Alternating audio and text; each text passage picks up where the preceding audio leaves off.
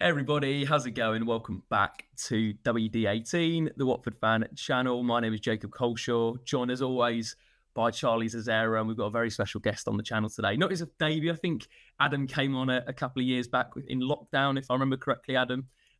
Journalist and broadcaster for The Athletic, dipping in and out of Sky Sports News, making the return. Adam, how you getting on, mate? You okay? Yeah, very good. Good to see you guys. Happy New Year to you. Are you well? Are you raring to go for 2024 and the surge to promotion? Do you know what? The silence was loud there.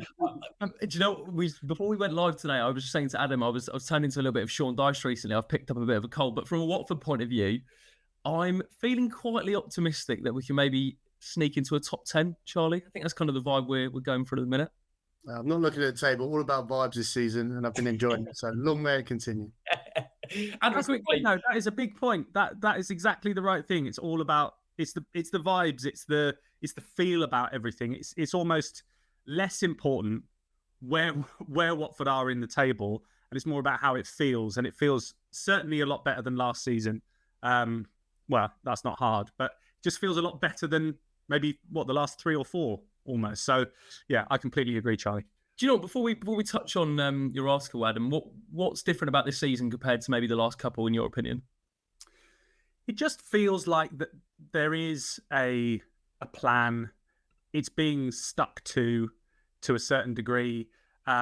You've got a manager in there that has got a sort of an authority about him. He's giving out the orders to a team that are listening.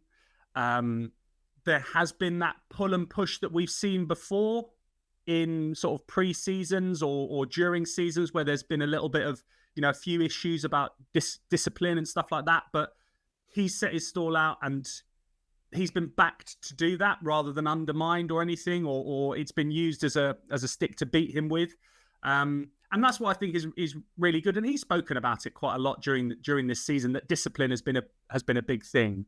And I don't want to put it all on the players, and I've never really done that. I think it's been more of a cultural shift at the club, and yeah, they've sort of just kept things on a bit of an even keel from the top down. Yes, there's been changes, sporting director coming and going, and etc., and all that sort of stuff which we can get stuck into. But on the whole, they've said, right, we're going to do this with a coach and with this set of players, and they've stuck with it, which, for anyone watching that isn't a Watford fan watching this, I'm sure there aren't that a huge swathes of people that aren't Watford fans watching this, but it sounds like that's such an alien concept for Watford, but it really has been an alien concept, hasn't it? So I think it's just nice that they're doing things that ordinary football teams do. There's a few peaks and troughs. They come into games, they're performing pretty well. They're getting the crowd excited, and the crowd's on their side. So that's how it feels to me. And I've just enjoyed. I haven't been to all of the away games. Been to the majority of the home games, but I've watched some of the away games as well here and there. And it just feels like they're sticking to the plan and they're trying, and that's all you can ask for. That's all you can. I agree. That is all you can ask for, especially after sort of the chaos of the last few seasons. Anyway, yeah. There is always something going on with Watford, and the reason we've got Adam on here today is to touch on a few subjects regarding the football club. It was just before the turn of the year, Adam released an exclusive with David Ornstein on The Athletic, which we'll leave a link to in the description below to the article, and make sure you subscribe to The Athletic as well, which states that Watford are in discussions with a US investment group over the sale of an initial minority stake in the club. So, Adam, the floor is yours. I know I'm kind of leave this open to you. What can you tell us about the story you broke with David Ornstein on The Athletic? Yeah, I think it's an interesting development. As you said, a US investment group in early discussions with the club, although there have been discussions that have been going on, over the last few months, and it just feels that it's starting to develop. It's starting to move in the right direction. A valuation of the club has been part of those discussions, around about £150 million, which I think a lot of people will think, well, hang on a minute, that's quite punchy for a valuation for a championship club. But there are reasons behind that general valuation, which the discussions have been based upon.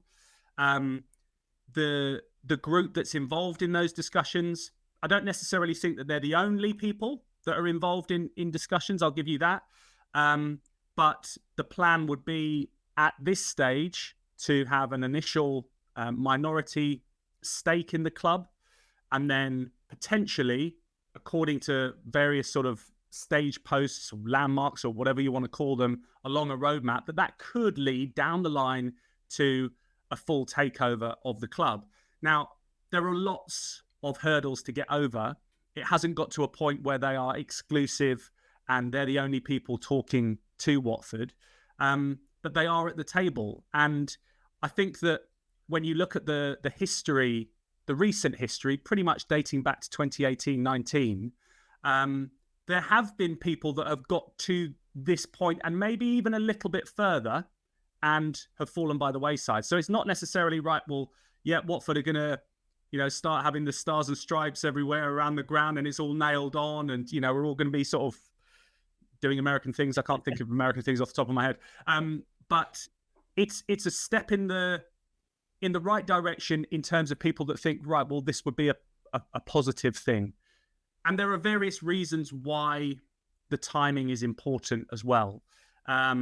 Because obviously this is the last season that Watford will have the propping up, let's say, of parachute payments. It's the final season. Obviously next season that they'll have to do without.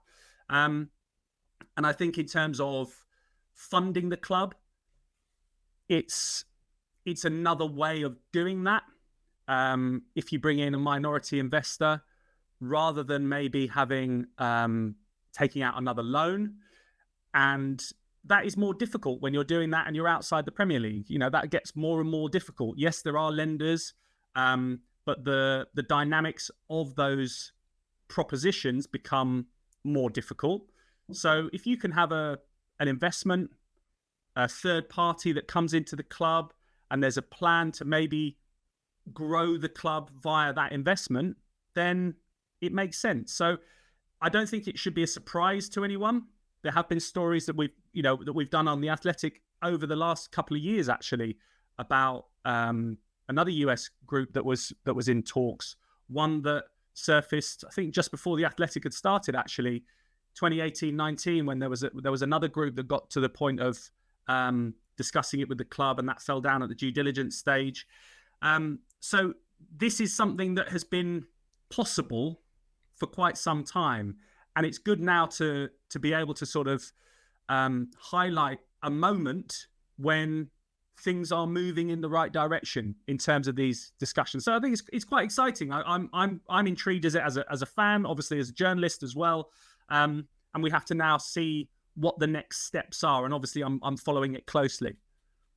Adam, what I wanted to ask was, do you have any more detail about these investors? I know Hornet John on Twitter asked kind of what type of investors are. Is it similar to like the Burnley and the Glazer kind of people? Is it called a debt leverage buyout? Do you mind explaining what that is, and is there any similarities to those guys?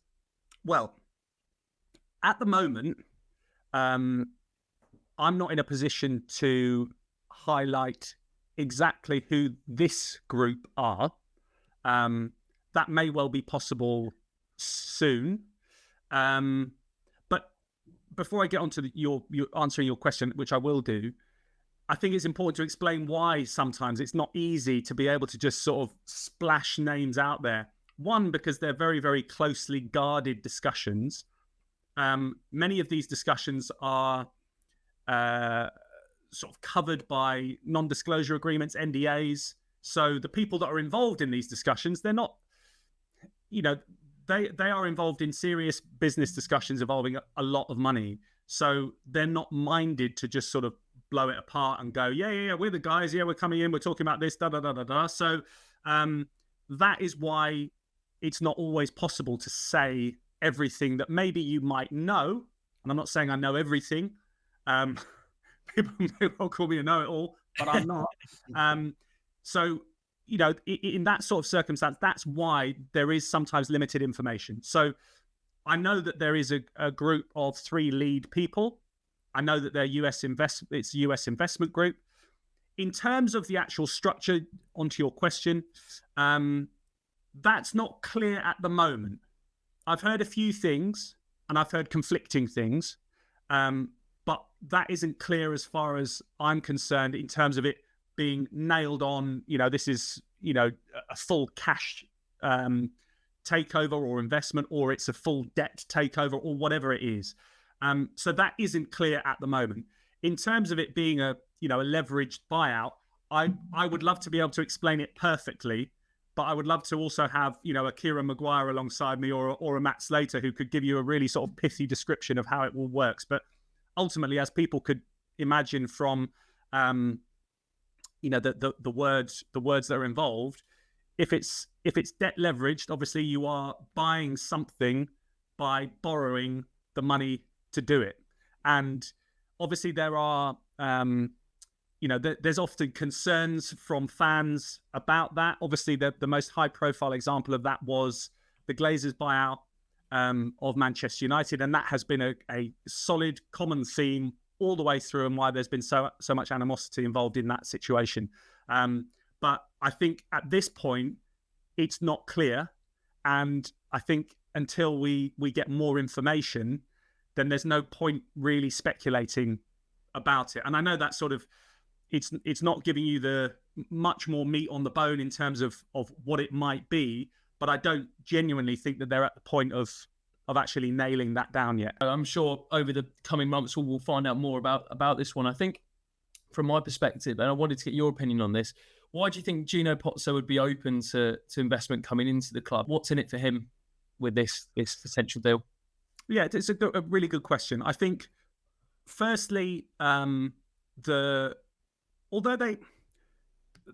lots of parts to this.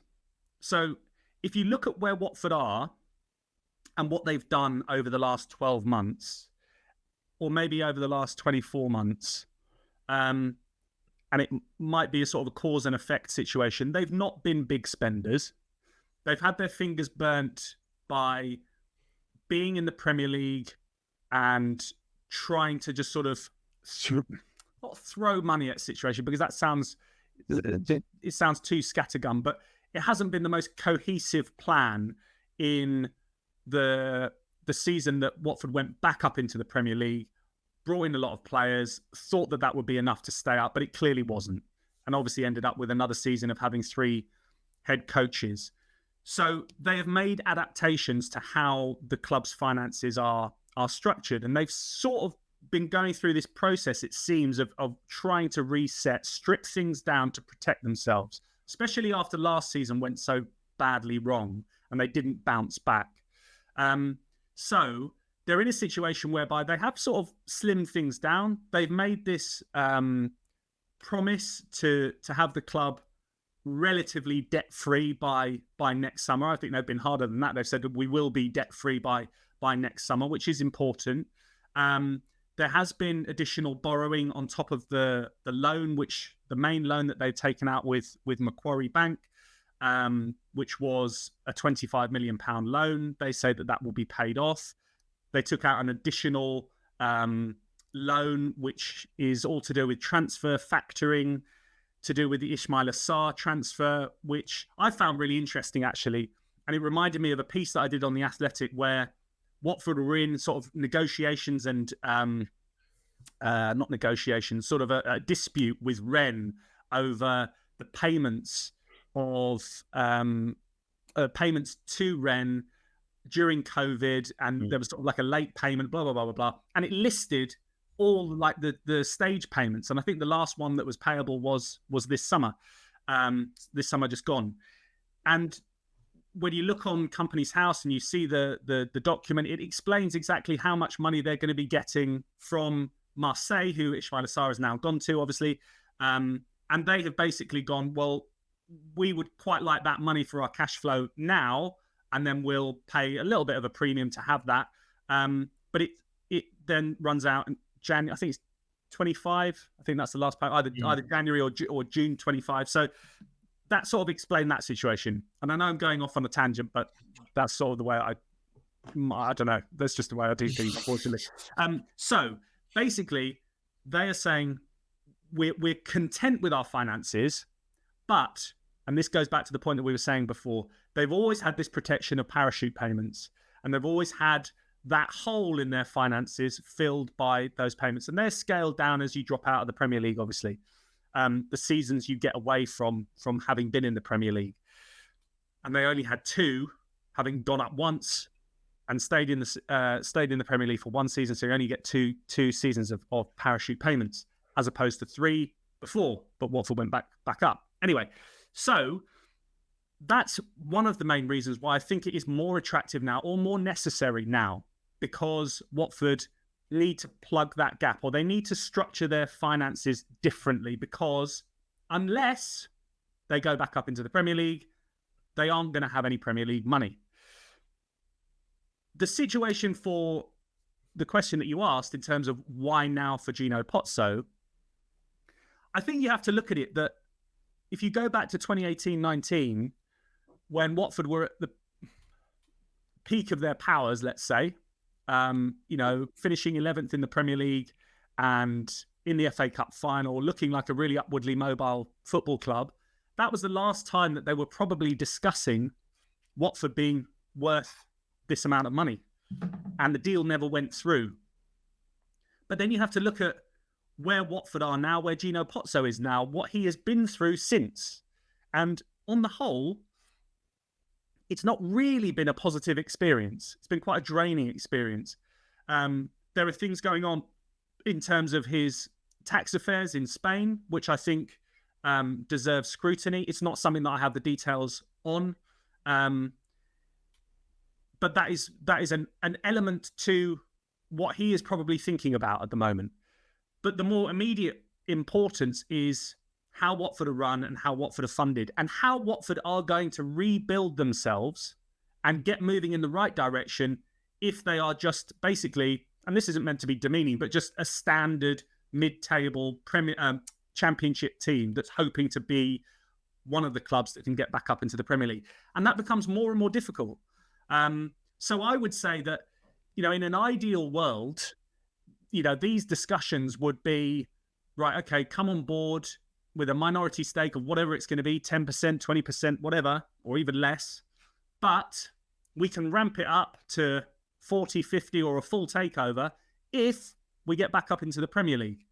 And then if they were to get back up into the Premier League, then these new investors or new owners or whatever you want to call them would be able to afford to pay the money that Gino Pozzo potentially might want for the club, which would be inclusive of the debt which he holds against the club. And it is important to hold on to that point briefly, and then I'll breathe and then you can talk. But that he is basically running a ship where he has lent the club money, and he's not demanding it now, but it may well come to a point that, well, yeah, I could do with some of that money, or I want to get a return on my initial investment and I want to make some money out of this situation. And picking that time is the most important thing in this. And so far, the club hierarchy, they haven't managed to nail down the perfect time to do it. And now is looking like a decent time.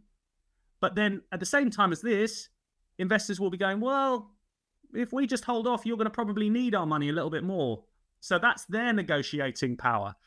So look, it's a very difficult thing, and it's not an exact science, but and there are various contributing factors as to why now is probably the time that they want to do something. So that is a very, very long-winded way of saying we'll just have to wait and see. Just to wrap up this section on the ownership, we've got a few questions from some of our viewers and listeners, which we'll just chuck over to you.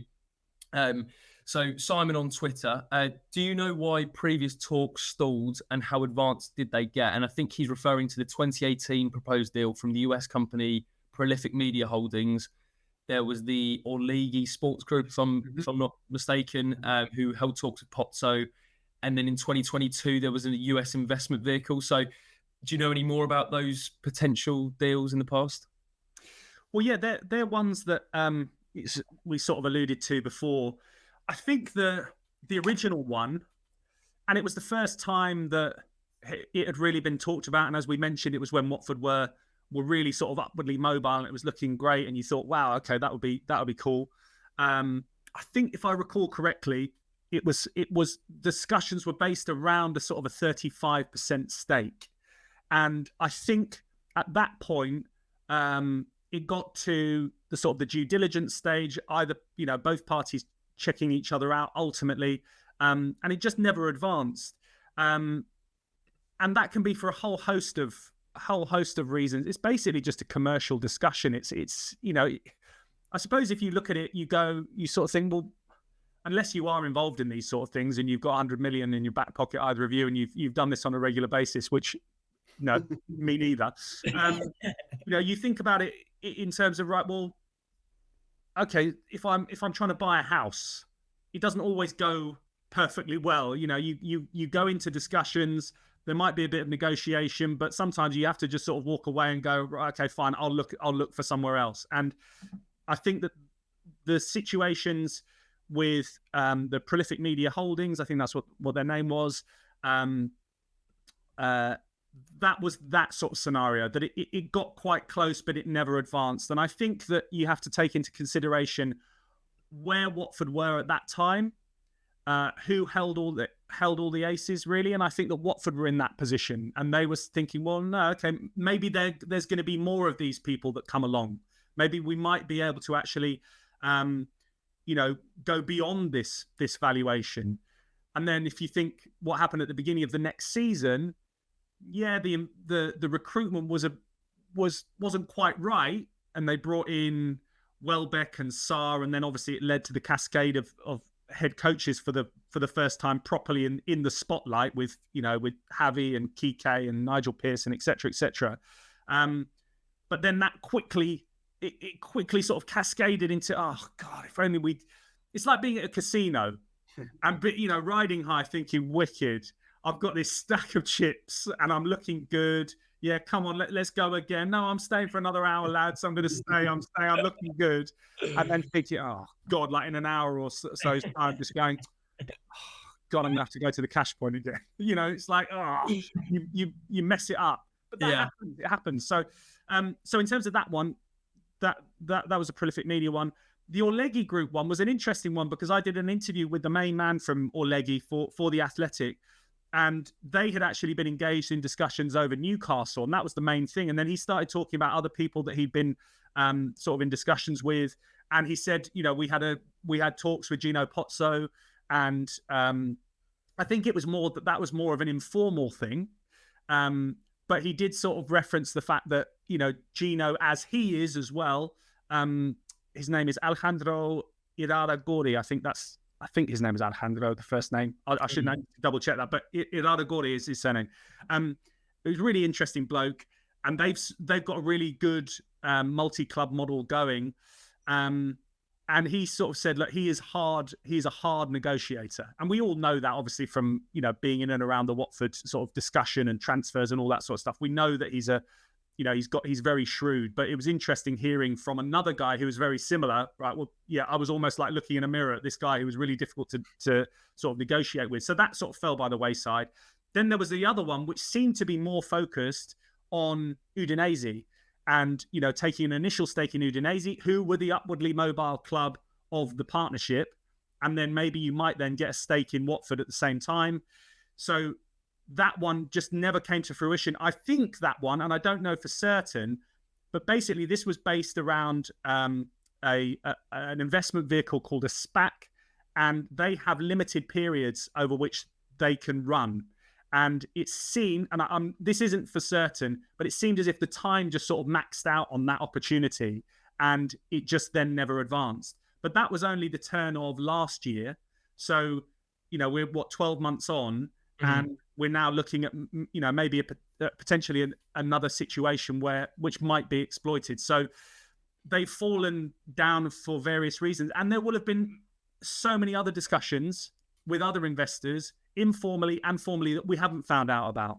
And there will be other people at the table as well, currently, or maybe just down the line once they see if this thing comes to fruition. So it's a very active sort of developing thing. And when situations like this come out, other people go, oh, right. Oh, we'll keep a close eye on that, because if it doesn't manifest itself in the next couple of months, then we can put our offer in, or we can get to the table. So we just have to wait and see what happens. Sure.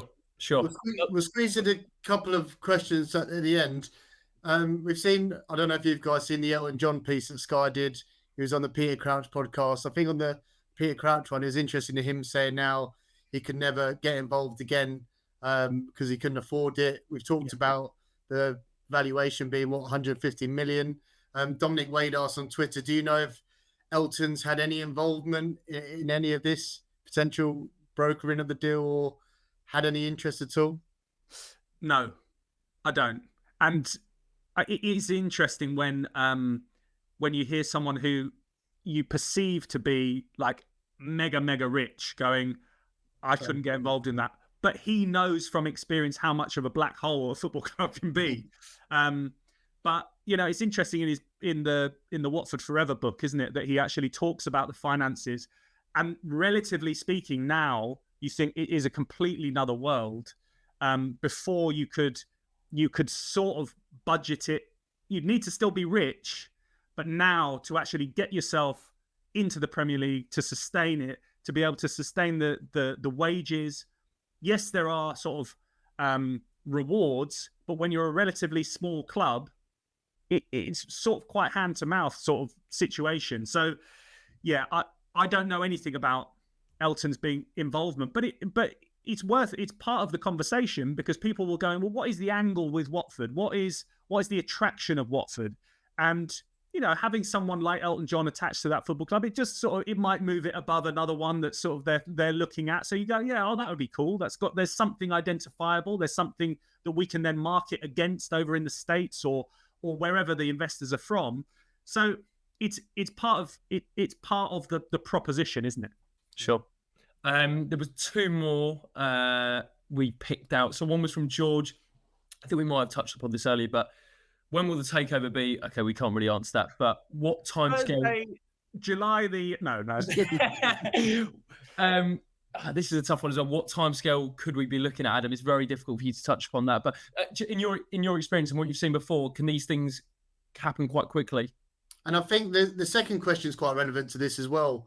Does our league position where we finish this season affect like the process and the next stage for this?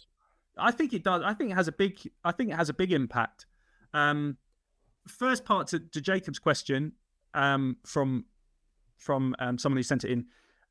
The timing it can accelerate. I think there's clearly been enough discussion about this proposition, and there would have been discussions about others to say, right, well, here's a roadmap. Here is where we would like to be, and it can happen. You then have to get to the point of, right, well, where's the money coming from? Have you got the money? Can that first payment be proved, etc., etc.? So you'd have to sort of prove all that. But yeah, if someone's at the table and they're saying we want to be part of this, yeah, it can happen quite quickly. We've seen it at other clubs. It does advance, but at the same time, the crossing of the T's and dotting of the I's can take a period of months. In terms of the impact of what happens this season, I think that does have a big impact, because if they are in and around the playoff conversation, then what becomes a discussion about taking over a championship club on X budget becomes right up until May, whenever the playoff final is going to be. It's funny, isn't it? I haven't even looked that far ahead. That then changes the conversation a lot, because not only is Watford worth more because they're a Premier League club, there is at the same time more of a temptation for Gino Pozzo, the Pozzo family, to go, well, no, let's hold off, and then let's wait until we're in the Premier League, and then we'll have other discussions. Or it might be, right, we've been here before, let's not get into a situation, let's cash out. Let's cash out and take this opportunity now at the highest value and get this sort of new era moving. So, yes, we don't know how long it would take, but we do know that the timing in terms of how Watford are performing is really important to the conversation. Top man. I think we covered most of the questions in the comment section. If we didn't get around to answering yours, then apologies. But send us a DM and we can throw it to Adam on a private message or something and bombard his DMs. Adam, what a pleasure. Thank you so much for the insight there. We'll leave the link to the article in the description below. Obviously, follow Adam at Adam Leventhal to hear more about this one. I'm sure we'll find out over the coming weeks and coming months about what's happening with this. Find out on part 2, a bit of transfer action, potentially, for Watford this January, and we'll see you in the next one.